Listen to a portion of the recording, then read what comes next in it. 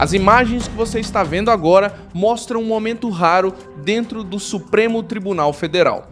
André Mendonça interrompe a normalidade do debate e coloca na mesa uma preocupação que atinge qualquer brasileiro que usa a rede social para falar, criticar, denunciar, opinar ou simplesmente discordar do poder. As plataformas, com razão, para se preservar, vão excluir conteúdos havendo dúvidas sobre o conteúdo. Em especial, porque quando nós vamos para o item 5 da tese, nós estamos incluindo ali um rol de responsabilidades, agora em novas hipóteses, que são tipificadas como crime.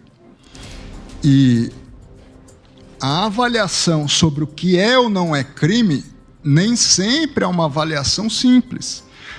Tanto é que mesmo nós, em julgamentos de situações criminais ou de casos criminais, temos divergência de entendimento se está comprovado ou não está comprovado uma determinada conduta típica que enseje a responsabilidade. Nesse ponto específico, inclusive, há, por parte dos embargos, um pedido para que se considere aquilo que é manifestamente crime.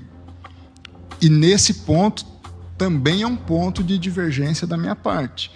Aquilo que manifestamente é crime, eu até faria, nós já elencamos uma série de novas hipóteses para ensejar a responsabilidade das plataformas.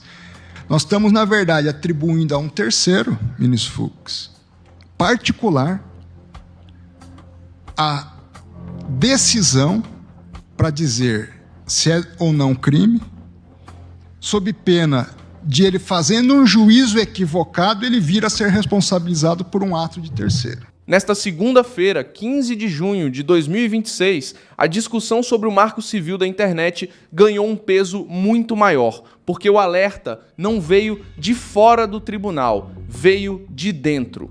Mendonça afirmou que a tese adotada pelo Supremo pode gerar um efeito inibidor sobre a livre manifestação da sociedade. Na prática, ele avisou que quando uma plataforma corre risco de ser responsabilizada por conteúdo de terceiros, ela tende a fazer o caminho mais seguro para ela, apagar primeiro e perguntar depois. É aí que a censura digital aparece com outro nome, travestida de precaução, empurrada para empresas privadas e validada por uma decisão judicial que muda a forma como a internet funciona no Brasil.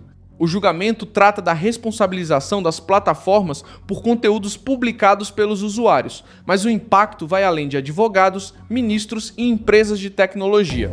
O impacto chega no cidadão comum, no jornalista independente, no criador de conteúdo, no parlamentar, no advogado, no pastor, no empresário e em qualquer pessoa que dependa das redes para se manifestar. O que foi aberto ali, porque uma dúvida pode virar remoção? Como a liberdade online fica depois que a empresa passa a julgar crime? Já vou te contar tudo isso. Se você gosta desse tipo de conteúdo direto e sem enrolação, considere se inscrever porque aqui tem vídeo assim todo dia. O debate aconteceu no Supremo Tribunal Federal, em Brasília, durante a análise de embargos de declaração contra a decisão que alterou a regra de responsabilidade prevista no Marco Civil da internet. A Corte já havia declarado parcialmente inconstitucional o artigo 19, que antes colocava uma trava importante. A plataforma só poderia ser responsabilizada civilmente por conteúdo de usuário se descumprisse uma ordem judicial específica de remoção. Essa regra existia justamente para proteger a liberdade de expressão e evitar censura privada. Agora, com a nova tese, o Supremo abriu caminho para que plataformas tenham de agir antes mesmo de uma decisão judicial em várias situações, assumindo um papel que antes era do judiciário. André Mendonça reagiu ao ponto mais sensível dessa mudança. Ele não tratou a discussão como um detalhe técnico. Ele mostrou que, ao transformar a plataforma em primeira avaliadora de ilicitude, o Supremo cria um incentivo perigoso. Se a empresa tiver dúvida sobre o conteúdo, se não souber se aquilo configura crime, se não tiver segurança jurídica para manter a publicação no ar, ela vai remover, não porque decidiu defender a verdade, mas porque quer se preservar. E esse é o centro do alerta. Quando o medo de punição passa a orientar a moderação, a liberdade de expressão perde espaço sem que o usuário sequer consiga entender quem apertou o botão. Mendonça também apontou outro problema grave: a tese acaba atribuindo a um particular a decisão inicial de dizer se uma publicação é ou não criminosa. Isso parece simples para quem olha de longe, mas não é. Até ministros, promotores, advogados e juízes divergem em processos criminais sobre a existência ou não de uma conduta típica. Se dentro do próprio sistema de justiça há divergência sobre o que é crime, imagine entregar essa avaliação para uma empresa privada pressionada por risco financeiro, risco jurídico, pressão política e medo de responsabilização solidária. A responsabilidade solidária apareceu como um dos pontos de maior tensão. Mendonça sustentou que esse tipo de responsabilidade não pode ser presumido. Quando se fala em ato de terceiro, a plataforma não deve ser colocada automaticamente no mesmo lugar de quem publicou o conteúdo. O usuário escreve, posta e divulga. A plataforma hospeda, distribui e aplica regras internas.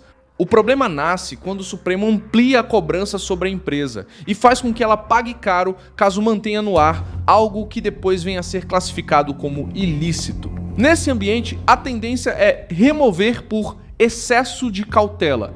Flávio Dino rebateu Mendonça no plenário. Dino disse que se alguém abrir uma rede social, ainda vai encontrar muitos crimes e que por isso não haveria esse efeito inibidor na prática. Só que a resposta de Dino acabou mostrando exatamente o tamanho da distância entre a visão de quem quer mais controle e a visão de quem enxerga o risco de censura. Para Mendonça, o problema não é afirmar que todo conteúdo ilegal desapareceu da internet.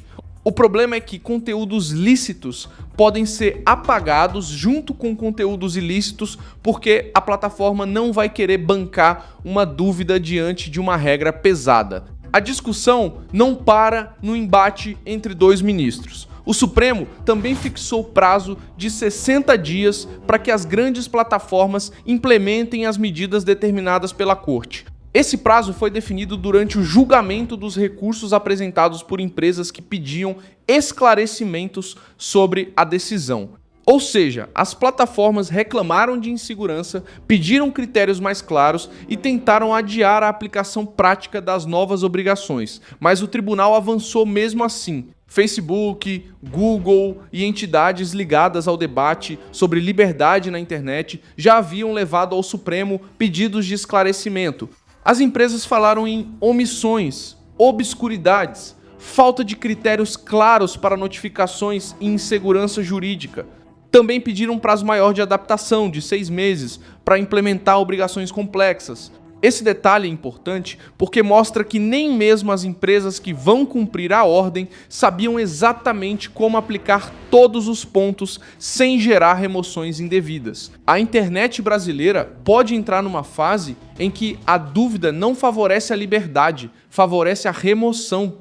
E quando a dúvida favorece a remoção, a voz do cidadão comum passa a depender de filtros privados, termos de uso, algoritmos, departamentos jurídicos e pressões institucionais. Alexandre de Moraes também entrou na discussão com uma visão mais dura sobre as plataformas. Ele afirmou que as grandes empresas digitais não são neutras e têm posicionamento político e econômico, defendendo que devem sofrer controle semelhante ao de qualquer pessoa que exagera e comete crimes. Essa fala revela a lógica que domina parte do Supremo. As plataformas deixaram de ser vistas apenas como espaços de circulação e passaram a ser tratadas como atores com poder próprio sobre o debate público. O problema é que, ao tentar conter esse poder, a Corte entrega a essas mesmas plataformas o poder de decidir o que permanece ou não no ar antes da palavra final do Judiciário. Dias Toffoli aparece como relator na fase dos recursos e propôs ajustes na tese, além do prazo para adaptação. O tribunal busca organizar a aplicação prática das regras, mas o ponto levantado por Mendonça continua sem resposta tranquila. Como impedir crimes sem abrir a porta para a censura privada? Como proteger vítimas sem calar críticas legítimas? Como cobrar a responsabilidade das plataformas sem transformar empresas em juízes da fala do cidadão? Essa é uma das maiores críticas ao movimento do Supremo. O próprio tribunal fez um apelo para que o Congresso Nacional crie uma legislação capaz de resolver as falhas do Marco Civil. Mas, enquanto essa lei não vem, a Corte já criou regras de aplicação nacional. Na prática, o país passa a conviver com uma espécie de regime provisório definido pelo judiciário, alcançando plataformas, criadores, usuários e processos em andamento. Para quem defende liberdade de expressão com regra clara, esse arranjo preocupa porque troca a previsibilidade da lei por uma tese extensa, cheia de categorias, exceções, deveres e interpretações. O cidadão comum talvez não sinta o impacto no primeiro dia. Ele vai continuar abrindo a rede social, vendo vídeos, comentando notícia e compartilhando opinião. Mas, por trás da tela, a plataforma vai operar com mais medo. Um conteúdo de crítica política pode ser denunciado. Um vídeo com denúncia contra a autoridade pode ser enquadrado como risco. Uma publicação dura pode ser tratada como ilícita por cautela. Um criador independente pode perder alcance, monetização ou até a postagem, sem que exista uma decisão judicial específica.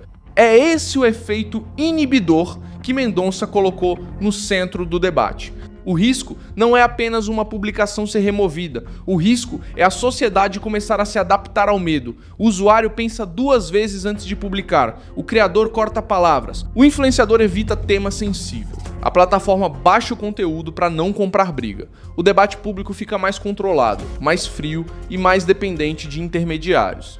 Tudo isso pode acontecer sem uma placa escrita censura. A censura moderna muitas vezes não chega com carimbo, chega com política interna, aviso automático, limitação de alcance e remoção preventiva. Eu sou Milson Alves, internacionalista, e meu propósito é te manter bem informado com a verdade todos os dias. Os links das notícias estão na descrição do vídeo. Deixa o like nesse vídeo, inscreva-se no canal e ao final dê uma olhada nos comentários para você ficar ainda mais bem engajado com a comunidade Milson Alves.